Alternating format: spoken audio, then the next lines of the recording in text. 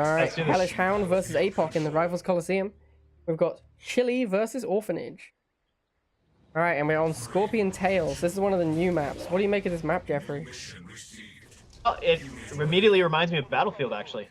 I agree. That's the first thing I thought when seeing it, is it looks a bit like Battlefield. The only real difference here is the placement of the rocks, and the tip fields are north instead of south. I actually think that the positioning of the bases and the spawn points makes the map feel a little bit smaller than Battlefield does.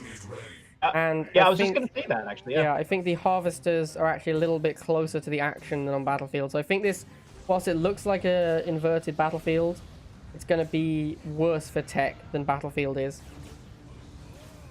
Yeah, I'm not too crazy about this opening play here. Throwing the lasers over the harvester is probably a good idea, but that's because HellishHound lost the control in the beginning. Venom's an excellent answer, though.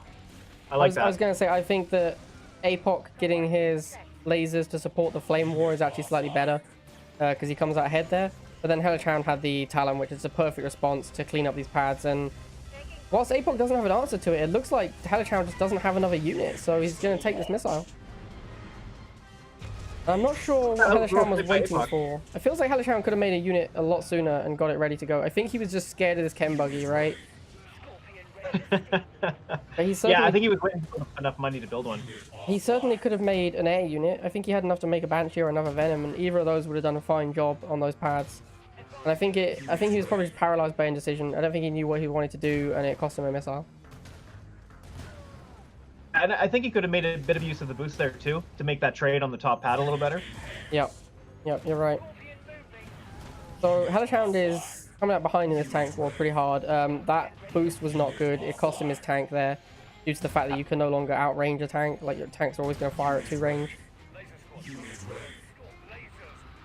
I don't know if I like putting out 2 sets of lasers here. It might be a bit of an overkill. I think one would have been enough. 2 is a little bit much. He needs to protect them from this Chem buggy as well. I think I would have preferred to see a Flame Squad from Apock, since there's already tanks on the field. And especially now with the 2 range thing with the tanks, it makes it really difficult to protect light vehicles. Yeah, I don't think this Chem buggy was a good choice either. I must have been a misclick or something, because this... Yeah, it must have been. It's not going to fight anything on this map. And he's just losing all of his units for no value. And a little bit behind here. HellishHound easily takes second missile. Apock just isn't. I think he's making the wrong units. He's not getting the right matchups. He wants to be making lasers and flames, and instead he's making Chem buggies and Banshees. Yeah, quite a flip from the first missile. Kind of the reverse, right? Like, because HellishHound was getting bad matchups, and now Apock's getting bad matchups. And here's finally a Flame Squad. I think this Flame Squad should have come out a long time ago.